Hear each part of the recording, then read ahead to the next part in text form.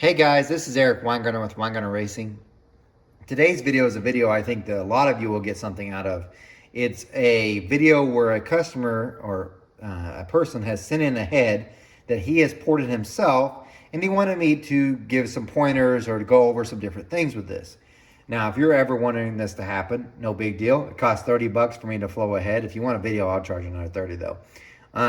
But I'm going to go over some tips and tricks along the way, and some things that this person can improve on, or things that I would have done differently.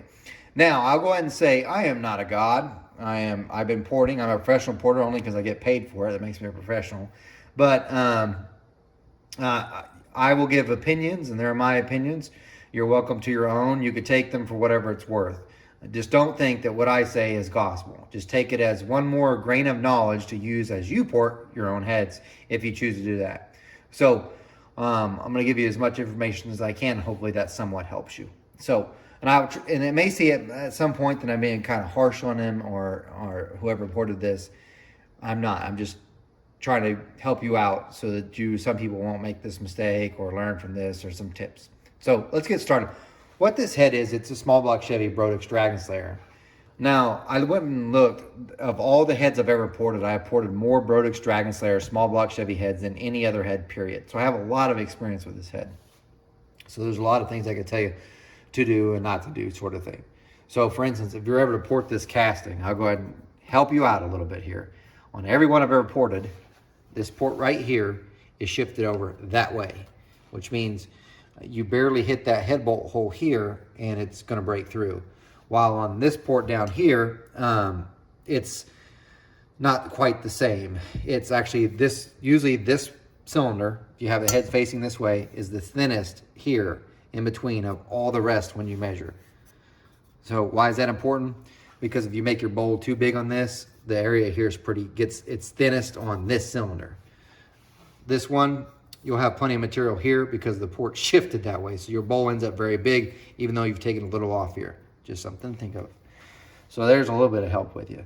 But to his head. So the first thing I noticed, we look at it here, and let me go ahead and turn down my light a little bit, and then I'll shove it in the port. Then one of the first things you notice is it's a burr finish. So at least that's one of the first things I notice. There's nothing wrong with a burr finish. There's really two schools of thoughts on this. You have people that will do a burr finish like this, or they'll do a 60 grit. Well, which one's better, which one's worse? I'll go real quickly. The burr, to me, is the easiest to do. It takes less amount of time. So there is that advantage as far as time saving is for that. The burr finish itself, a lot of people will claim it helps with atomization. It does and it doesn't. Here's what I mean. If the reason why fuel falls out of suspension is usually from a turn or a change in area, not from the surface finish. So when the fuel falls out though, the rougher finish will allow it to re-atomize. So there is a benefit to that. The downside for that is, and this is one of my things I've been trying to get at, and I've had a conversation with someone who was talking about a golf ball thing with this. You cannot say the way a port works is the same way a golf ball works. And let me show a picture to try to explain it a little bit better. This is kind of the reason about the golf ball thing cannot be the same as a port. So let's pretend this is the golf ball. Whenever you have these little dimples or nicks, burrs, whatever, it creates these little eddies, and that creates an area around it of little eddies, and that makes less friction, so when the ball's flying, it flies through the air. Well, the good thing about a golf ball is it has nearly infinite area above and below and all around that ball. So it's not got to go through a certain thing. So that allows it. A port is not the same as a golf ball. In the port, the area is set. This is the most amount of area that we have from here to here. So if I create a burr finish, it's going to create eddies, and it has less resistance just like before, and the air is going to flow through. The problem is, even though if you measured from here to here, we have our measured area, what the port actually feels like is actually smaller because of these little eddies, making it feel like it's smaller than what it is. Now, is this a huge change? No, but some people have had burr finishes like this and they've seen more gain in torque. And what that could have been happening is, it helps with atomization, which I'll talk about in just a second, or two, it could have made the port feel smaller, so it made more torque. So there's a couple thoughts on that. Now, back to the atomization. The burr finish will not help the fuel stay in suspension. What it will do is helps the fuel that's already fallen out become reatomized. So there is that advantage. If you do a 60 grit finish, there's not necessarily anything wrong with that either, because if you look at my ports, I don't do a full burr finish, and I'll tell you in just a minute. I do 60 grit and burr just right here. So I'm actually burred around the throat. So there is the reason for that being, to me, is it's going to keep falling out of suspension until about here. It should hopefully get our act together. And this is a spot where I kind of want it to get reatomized right before it enters the cylinder. So that's my best chance, and it should be the highest velocity. It definitely has a pretty high velocity leaving the valve. So that's where I leave the burr. I don't do it throughout. However, is there anything wrong with doing it this way? Absolutely not. Between the 60 grit and the burr, I don't think you're going to see a dramatic change. And more people will focus more on the surface finish than any other parts of the port. And if you're looking at this and you're thinking that burr finish looks like garbage and it's not worth anything, it's not true. No more than a 60 grit perfectly smooth finish, and it's really not smooth at a 60 grit, but a 60 grit finish, it doesn't make it great because of the way it looks. So I want to get that across first. Now, a lot of you are like, wait a minute, didn't you do a video where you smoothed it up and it gained flow? Yes, but if you were watching that video and actually paid attention, it wasn't so much the surface finish that caused it to gain flow. It was knocking out the CNC lines and the different textures in the wrong way, that there were little scabs or bubbles and stuff that were in the ports. It's mostly cleaning up the CNC porting between the transition that helped it, and the bowl blend. That helped it, not necessarily the surface finish. There's nothing wrong with doing it this way. However, if you're thinking you're going to make your heads tremendously great by doing a burr finish, you can give up that idea. It just doesn't. No more than 60 grit just does either. And honestly, in my opinion, it's such a small gain either way. So I don't know that there's 5 horsepower difference between this and smooth. And I know some people are going to argue with that, and that's fine. I'm just telling you, in mine, on anything I do, this would save me time to do it this way. But I usually just burr around here and the rest 60 grit. So if you're looking for a dramatic gain, you're just ain't gonna get it from that. So if you're looking at this port, so back to this, guys, nothing wrong with doing burr finish. It's a great job. Looks like you did a nice, consistent job, and it doesn't look bad, and I think you did very well with that. There's a couple spots, though, no matter if you're doing burr finish or not, you should avoid burr finishing.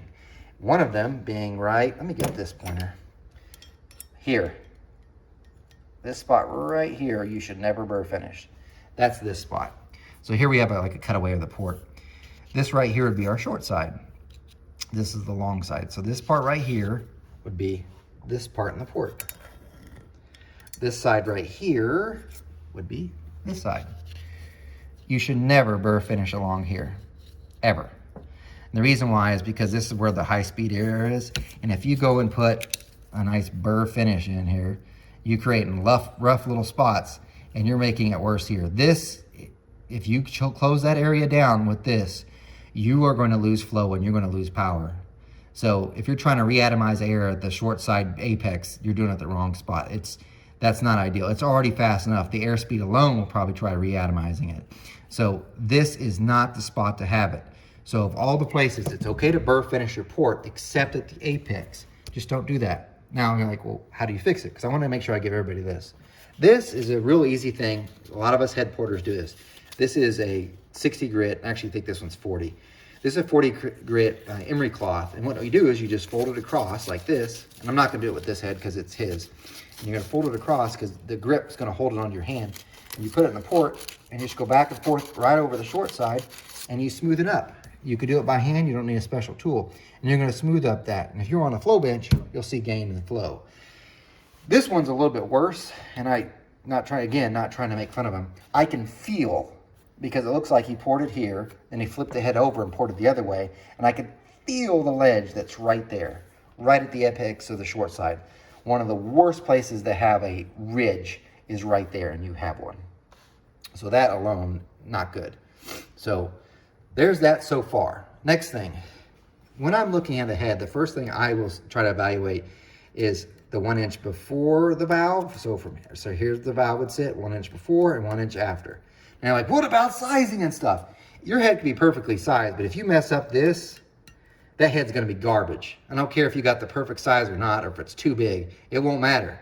This is garbage. The head's garbage. Perfect size or not, period.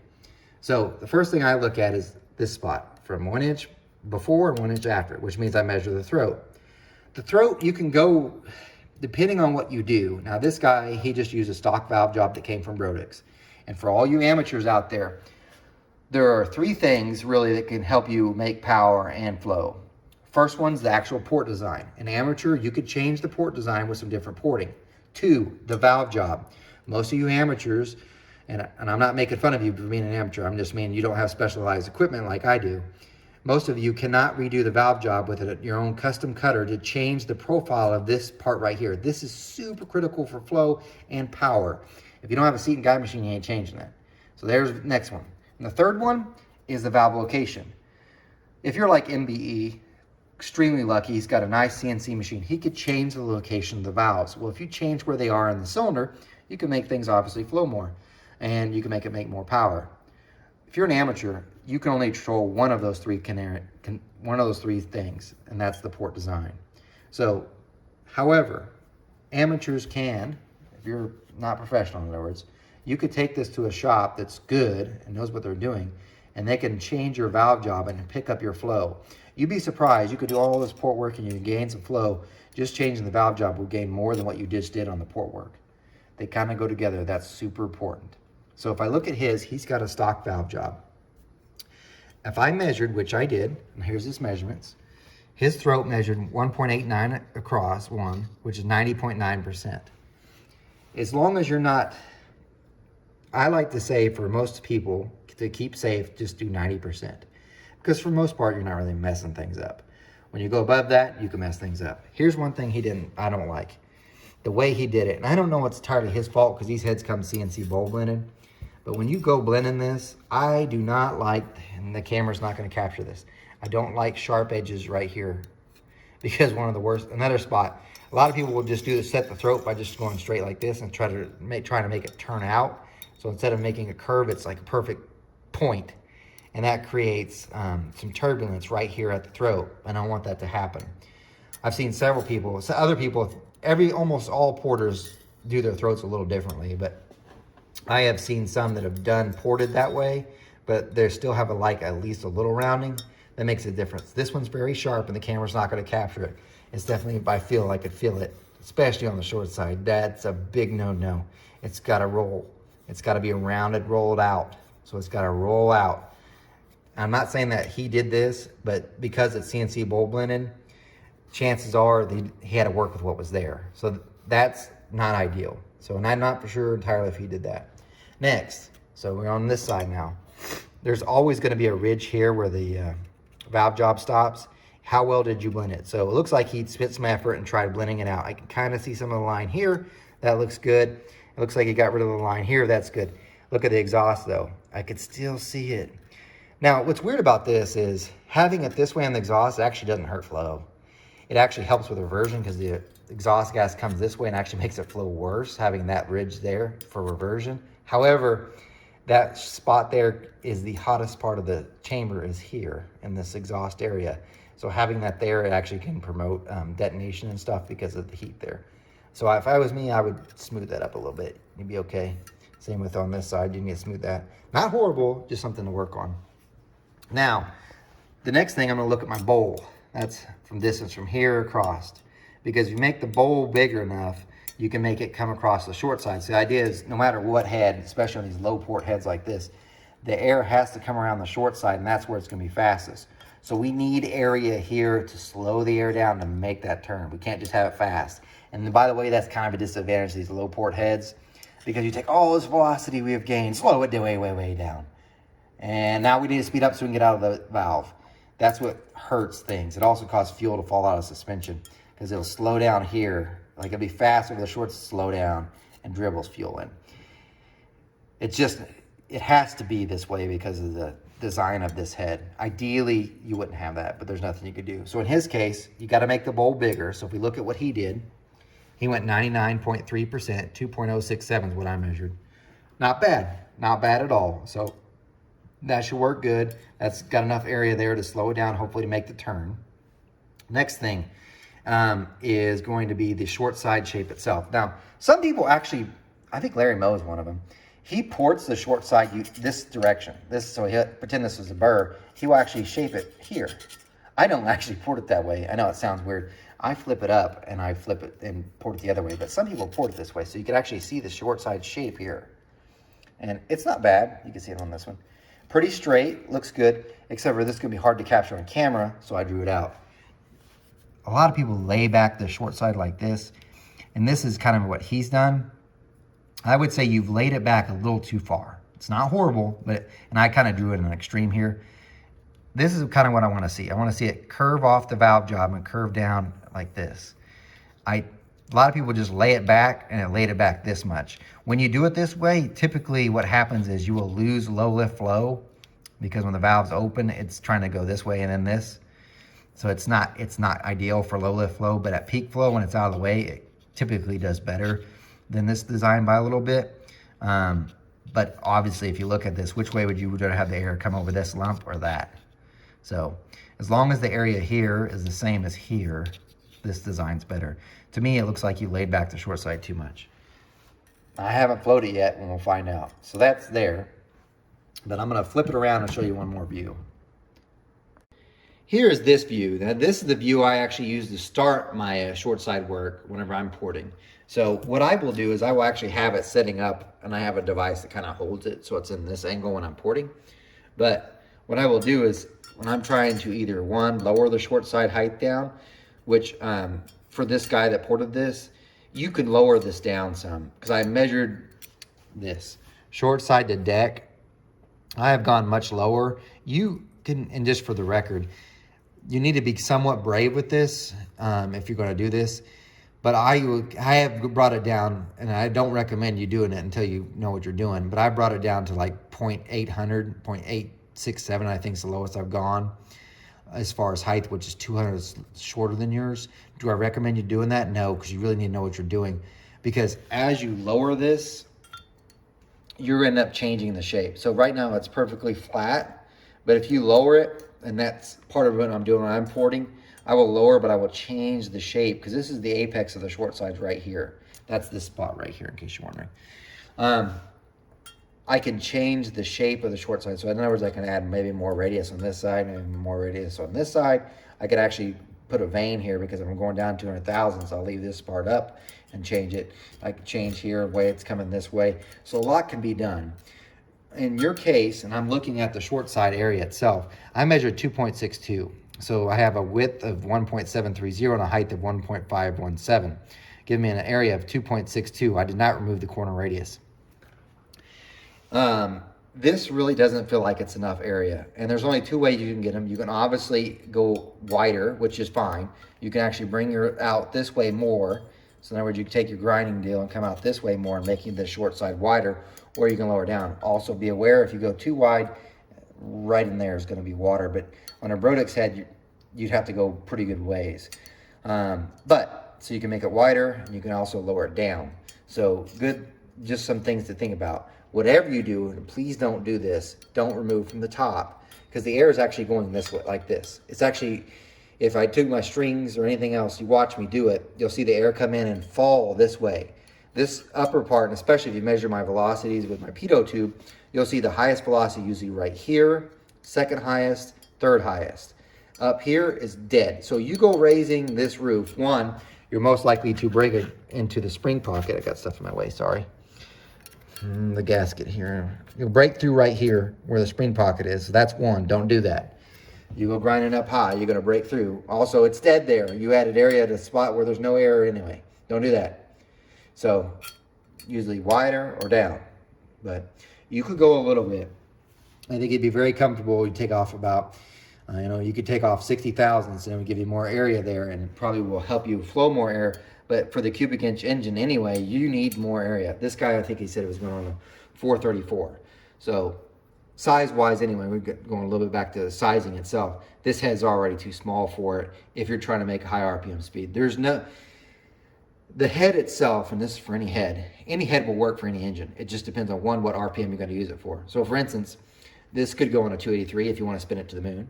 You could go on a 454 and big cubic inch small block Chevy, but you have to turn less RPM. So any heads that way. So really what you're trying to do is target the RPM and the engine size.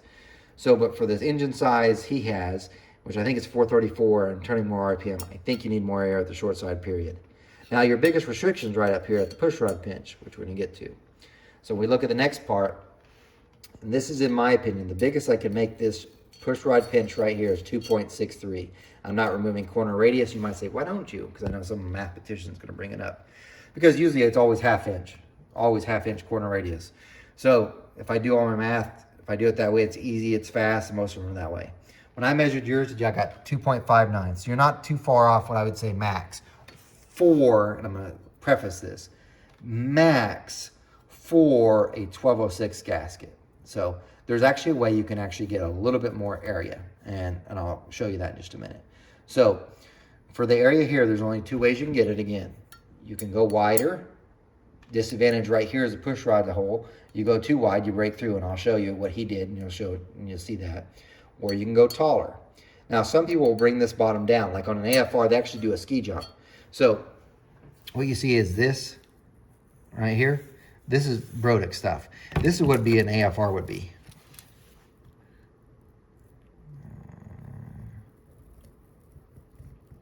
That's a ski jump. So it makes the whole short side feel longer. The disadvantage is your push rod hole slot gets a lot smaller. So in some cases, which I've done on several AFR heads, I will actually make it look like this because I want area at the push rod pinch. Now, yeah, it makes this bulge, but I still need area there. So that's something. So you can bring it down, but this one's already that way. The second way is you can bring it up. So you can either go wider. If you got room here on the push rod, you probably don't have. You can make this wall thinner, but to me, you got to leave some material for a gasket to seal. Otherwise, it's going to move one way or the other, and you won't be happy with which way it goes, I promise. Or you can go up. So this is another alternative to keep the push rod slot the same. So 2.63 at a 1206 you can do. Or you can do this. This is I call the bastard.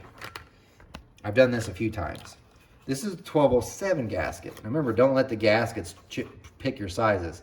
However, this does help me with making the manifold fit it. First, you better make sure your manifold work with the 1207. Because what you can do is you make it 1206 wide, which it looks like he's a little, yeah, about 1206. But instead, I make the height 1207 tall. So I will make a mark here, and then I'll carry this up, but make it tall here. This way, I can get even more area at the push rod because I'm making it taller. Now, here's the catch. If you just heard me say, don't make this taller here. What I'm essentially doing is doing something like this. That's a little bit extreme, but hopefully you get the idea. I'm adding, and this is a horrible drawing, but essentially you make it big, but you're not making it big here. So in other words, it's funneling down kind of here to that. So you'll have area here, same area there. So in other words, it's coming out that way. Because as this comes in, this is opening up. Hopefully you can open up air here, but do not carry it to the short side.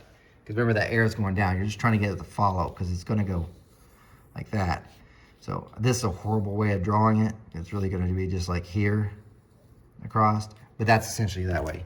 You can do that. I call it the bastard. The one thing with it, which is important, you better make sure your manifold fits with it. Because not a lot of manifolds work with 1207. They don't have material, so you have to weld on the top to make sure it works. Two, once you've done it, you can't go back. So whatever manifold you have, you have to find another one to do it. But it's a way to get area from the push rod slot without having shaft rockers or welding up the push rod pinch. That gives you about 2.71, I want to say. You can go about that big. So you can go even taller. You can do a 1209 gasket, which is even taller. But the catch is, don't forget, you're going to end up running out of room. So I would keep it tall through here till about here. Do not, because now you're getting in the short side and you for sure don't want to be in that pocket. That's another way to do it. So hopefully that gives you some of it. But let's flip around. I'm going to show one more thing to help you guys on what not to do. Okay, this is one thing to look at whenever you're doing your port work to see if you're probably going too far. This is one of the things I'm looking when I'm grinding.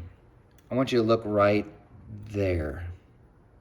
This is the, in case you're wondering, this is the push rod slot there. This happens a lot. I mean, it still happens to me from day to day. Not day to day, but time and time. That happens. What that is once you've ground too much on the inside, and I'll flip around and show you so you can see, this is called a blister.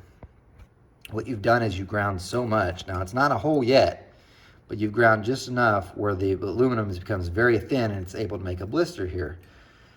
It's not a hole yet, but I'll warn you, if you decide, hey, I'm gonna pop this back together, no big deal, what'll eventually end up happening is this will crack, and what'll happen is oil will be sucked through that hole and into your port. So this really needs to be addressed. How do you fix it? Please don't be the epoxy guy. This is an aluminum head. Yes, you can put epoxy over this and you could smooth it up, and people say it's ran forever until it doesn't, okay? Make it a permanent fix. And how you fix this, because this is how I do it, you take this to someone that's got a welder, and it's good, and they're gonna weld here. And then if they got another torch, they'll weld on the inside to make sure it's good penetration. Then you're gonna measure your distance from here to here, and then you're gonna grind it on this side first to get it where it is. Now, it's probably gonna leave a bulge on this side of your deal when you're done. You'll smooth that up as much as possible, and that's where it's gonna be. Then you're gonna put on the mock-up block to make sure your push rod clears. It's a lot of work, yep, but it's permanent. Then it's fixed for good. So just don't, you can leave it if the blister is super small. So if I look at that, it's pretty big. If it's just like, I don't know, super small, like this big, and it hasn't bulged out, but you could just see where it's just slightly shinier, you could probably get away with it. That's, no, I wouldn't. So let's see what it looks like on the other side. I'll show you. Okay, this is the port. Doing my best to show you. Look right there. What will happen is if you get to porting, you'll see that you'll start leaving all these burrs, and you'll see a spot that just goes perfectly smooth. There. The camera's going to have a real hard time picturing this up. Hopefully you can see it on your end better. But right through there where it's nice and smooth, whenever you see that, stop. You've gone too thin. And the reason why it gets smooth is because when it's thick like this, it will leave an indentation when you did your burr mark. When it's too thin, the metal will just shift out of the way and won't actually leave an indentation, meaning you're too thin. This is right before you have a hole. This is the time you could stop, and it's easier to repair than a big old hole. So there's that. Now, there's one other thing I spotted real quick on the exhaust port. I'm just going to go through that real quick, because I bet you this video's already way long. The exhaust port, he actually looked like he did pretty good, except for I spotted this. It's the same thing I talked about before.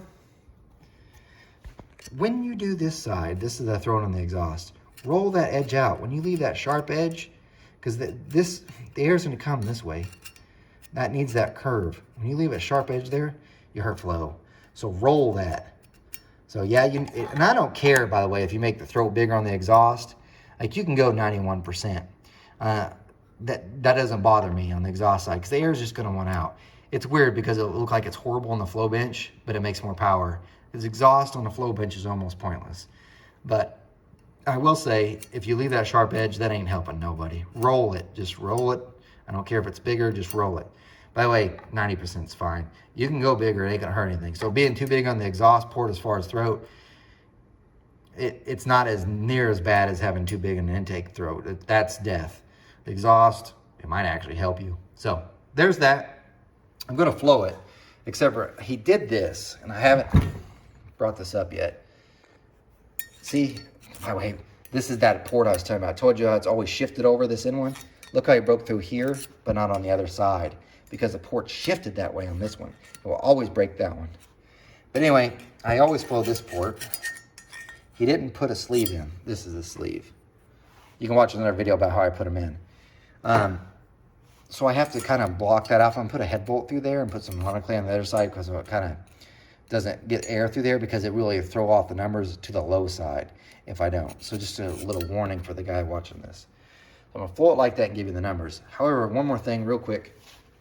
He sent these valves. These are the newer valves that come with this head from Brodix. So you order these heads, you order them assembled from Brodix, and you get these valves. These are Brodix new valves. They are not near as good as the old ones. These suck, quite frankly. So here's what I mean. This is the seat. That's cool. It's cool, man. That's your back cut. That's hardly any back cut. The low lift flow is not going to be good at all, because that's all the back cut you have. That's it. So it needs more back cut. So what you take, this is the amateur versus professional thing. A professional has what we call a valve refacer, and we could take some of this 45 off. Yes, it will reduce the margin, but then we can get more back cut in it. So we can make the back cut longer, so it'll flow more down low. Don't worry about the exhaust. You don't need a back cut on the exhaust. It actually helps with, it helps reversion, as in it makes things worse for reversion having a back cut. So you don't want a back cut. It promotes reversion. That's what I guess what I'm trying to say. But on the intake, that needs addressed. So probably it's gonna have better top flow, but low lift flow. Because of that, it's gonna hurt. So that's what sucks, by the way, for you guys. You do all this fantastic work and you kill low lift flow because of the valve. And that wasn't something you could change. I know you're like, well, can I chuck it up in my drill bit, in my drill, and then use a thing? Maybe. I'm not saying you can't, but you'd be better off just taking a machine shop and having them do the valve refacing. I think it's probably like 40 bucks. Definitely help. Then I'm gonna float it on a 4155 bore. We'll see what it does. By the way, real quick before I get back to it, you know how I said he had a really sharp right here at the throat? Like this is sharp. How do you fix that? Well, he's putting this on a 434, which is gonna be it should be a 4155 bore. This is a 208 intake valve that comes with and a 1/600 exhaust valve. Real easy way to fix this and get the better contours in. Get this head and then order a 210 intake valve. Take it to a machine shop and have them cut, if they know what they're doing, not just an ordinary, not a 3-angle generic valve job, but someone that knows what they're doing, have them cut it out to a 210. It will fix the roll here. Then you'll go back in with the cartridge roll, or you can use your burr and roll that throat out. And now your throat percentage will be smaller, but the transition will be so much better instead of this sharp thing. So that's something you can do, cutting it out. Or if someone has a more aggressive valve job on a 208, you can do that too. So this can be fixed. This isn't junk at all. And it's not horrible. I've seen far worse. I'm just saying that sharp ledge isn't ideal. So, and I'm just telling you 2 ways in which you can have it fixed. Anyway, let's flow it and see what happens. Okay, I just got done flowing and I'm going to share the results with you. But before I do, I want to say this. The guy who sent this in has a lot of balls. And what I mean by this is, do you know how brave you have to be to send in work that you've done to someone else to have them look at it and give their honest opinion? That takes some guts, man, a lot of guts. And I'll go ahead and say this. I don't know if this is the first head he's ported, the 18th or the 1800th. I don't know. But I can promise you this. Whenever you look at the numbers, don't think anything about like how his experience is, because no one just starts off being great at anything. It wasn't like Michael Phelps woke up, on his 4th birthday and he was an amazing swimmer, or the first time he got in the pool, he was the dolphin, or anything else, or any of these other head porters like Warren Johnson. I'm sure the first engine he ever built wasn't the one that it was just instantly the best ever. It just doesn't work that way. So I can promise you, my first head wasn't great that I reported. So I don't know if this is his first one or not. So when you look at the numbers, do not judge harshly on a person who took the guts to send this in. So, and I'll go through some things that, and the reasons why I think they did what they did. So let's go ahead and look at the numbers. So, and just by the way, this is a 4155 bore. And I forgot to mention this. I didn't put the sleeve in. I just put the bolt in and modeling clay around it. If I put the sleeve in, it actually will flow less. I've done a test plenty of times where if you don't put the sleeve in, it actually flows more like this on the bench. But on a running engine, it feels like it's pulling. It's weird what it does. It'll pull that fuel around. Some people don't put them in. So, for instance, on my 13-degree stuff, but it's a 3/8 stud in between, they're really, really tight, so I won't run a bolt hole sleeve or anything in there. But on these ones, I do, because it feels like it's trying to pull fuel each way and doesn't flow very well to me. And I've actually seen them go faster with the sleeve in. Point to this, though. This actually looks better on the bench. So, but I tried sealing it off as much on the one side so that it's not sucking air from it. So, because the sleeve actually takes up more area in the port. So in other words, bolt in and clay on this side to kind of block it off. But let's look at the numbers. Now, what I did was I pulled up my results, and you'd have to go back and watch this. But this is the flow bench results from 3 tests. We have his that's on here. We have a stock Brodix Dragon Slayer. Then they have the one that I did where I just smoothed it up. In fairness, when you look at this, When I flowed the Brodix head, the Dragon Slayer stock, I used a Ferrea valve and I put my own back cut on it. It was a nice back cut.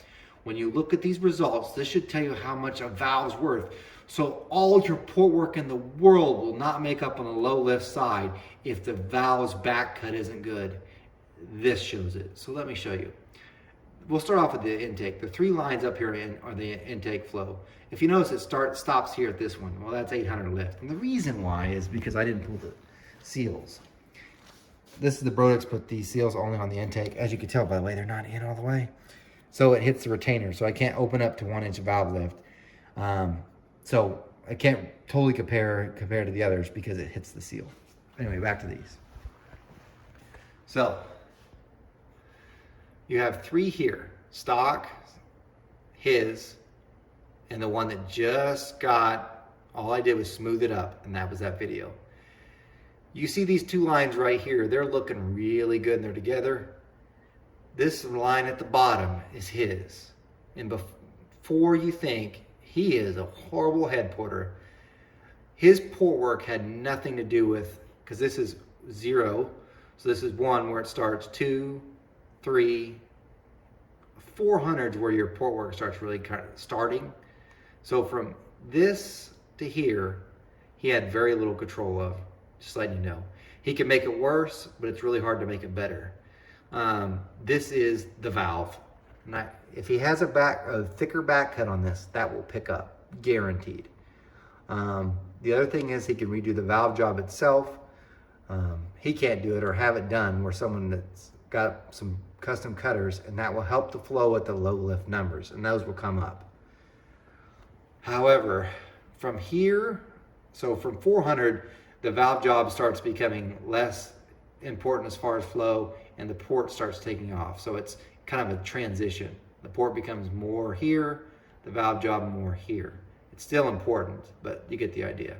So in other words, all your port work will usually gain from this point. So look at here.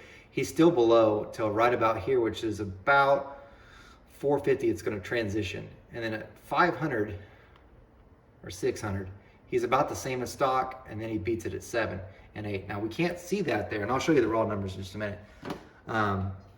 We can't see how it keeps doing because obviously it hit the seal. That's those numbers. Now I'll show you the raw ones in just a minute so you can get the total number. But some people like this view. This is the exhaust. So sadly, again, this is actually probably from his port work, because these 2 lines right here, what you have here is the stock one, and this one up at the above is just me smoothing it up. But they were with a Ferrea valve, but they didn't have a back cut. His did. His should have been this or better till about 4. This is because you did not roll that angle in on the short side of the exhaust. When you leave it sharp like that, that happens. His numbers, when you look at it, they're really down from even stock, and it starts matching stock about 600 and on. So just smoothing it up like I'd done before, he'd have been here with a Ferrea valve. Now granted, his really should have been better.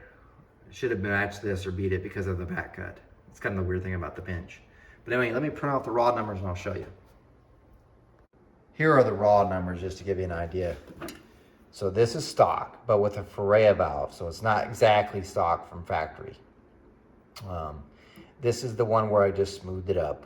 You watch that video, a lot of people have. And again, same valves. This is his. So we'll go through the intake side first. If you look at 100, so we compare it to stock. So this is stock, his is fully ported. About the same. You lost a lot of CFM. And again, at 300 lost. And at 400, you're down 10. At 500, you finally gained 1 CFM. At 600, you're about 1 CFM down. At 700, now you're getting somewhere. You're about 7 CFM up. At 8, you're 10 CFM up. So the only really spots you gained were at 6 and 7. Now, instantly as people see these numbers, they're gonna think you suck at porting. I'm gonna try to make you feel better here, and I'm being honest with you. This isn't you. So this for sure is not you. This is valve job and the back cut on the valve. So if it was me, recut the valve job and I put a back cut on it. What you'll see is, and I don't know that you'll entirely match that one because that's a nice Ferrea valve. What'll probably happen is you'll probably go 144 here, 191 there, which again, that's not matching that, but that's a Ferrea valve. And you'll probably be at the same here, 249 or so there. But this will come up as well, and all the rest will too. So chances are you'll get much closer to those numbers just with the valve job and stuff. And I feel so bad for you because it's not your port work that so much has done this, except for the short side. Having that short side where it had that, you laid it back too far, that hurts some of the low lift numbers. But the large part of this is because of the lack of back cut on the valve job. On the valve. So laying back the short side hurt a little bit. That's why you probably won't get it to match, but you'll gain a lot if you just do the valve job and the back cut. On the exhaust side, this is real simple. You can just roll that corner and you'll get it. Because if you look, this is stock, this is it. About the same, down, 20 CFM down. You get the idea. You only start matching it about the top. This is, you just need to roll that corner in and all the corners, and I think you'll get that number to come up. I don't know if you entirely get it to match it. If I redid the valve job and put a more aggressive one in, you definitely have more of a radius and these numbers would come up. However, again, exhaust on the flow bench, it doesn't always paint the true picture. So not a big deal, although I would have thought your numbers here would have been matched this. So I'd be okay if this was this, but the top ones were this, I'd be all right. Yeah, you did fine. It's gonna make more power on the exhaust port itself, just having that. This, it isn't ideal. So I think if you roll that corner, you're probably gonna get it. So there's my honest opinion for you. Please don't take this too rough. No one starts off great, and I'm not a god, so there's probably some different things that someone else could tell you that probably help too. So, but hopefully you get something out of this video, or anybody that's watching it. Gotta give you credit for doing this. And anyway, you guys remember, I'm no Superman, and you guys take care.